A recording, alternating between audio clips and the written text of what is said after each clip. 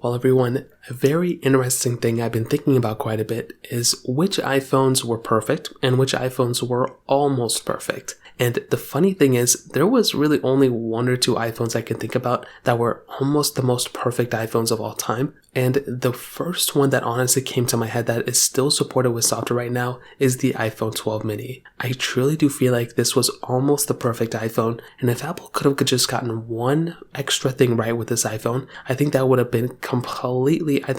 completely changed the perspective of the whole entire Plus lineup, in my opinion. Now, with the iPhone 12 mini, this was an iPhone that, first of all, Apple brought back in 2020. It wasn't, they never made a mini lineup before, but they brought back that smaller type of iPhone. And I think that was something that was really cool from Apple. Having them go through and, create these types of small iPhones again looked very promising. And I was a massive fan of that. The fact that Apple would even try doing something like that is really cool. Unfortunately, though, that did kind of take a toll on Apple because it looked like not too many people ended up buying this iPhone, and that did throw, I think, Apple off a little bit because I'm sure they wanted to sell an iPhone that a lot of people were going to buy. Unfortunately, not a lot of people wanted to buy this iPhone, so that was kind of the problem here. But this brought us up into another very interesting situation because, in my opinion, the main reason why this iPhone flopped is because of the battery life. This was, in my opinion, the biggest problem of probably all the iPhone 12s, but with the 12 mini especially, the number one complaints I saw from this specific iPhone at that moment,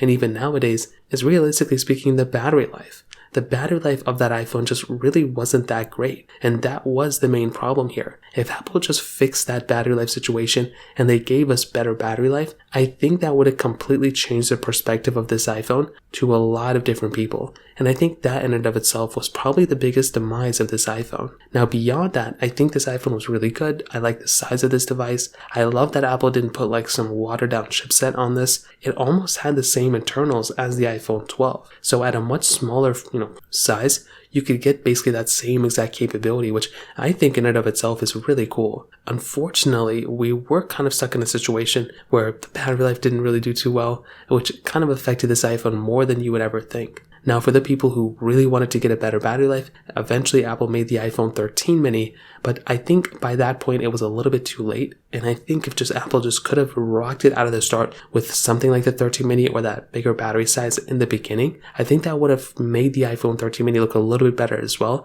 being an incremental upgrade, and from there we could have probably gotten an iPhone 14 mini as well. So, in my opinion, that is the story of pretty much the iPhone that was almost perfect. If you have any other thoughts or questions, please let me know in the comment section below. Hit the like button, that would mean so much, but definitely hit that subscribe button. More importantly than everything else, I love every single one of you guys. Hopefully I'll catch you guys in the next video. Peace out till then.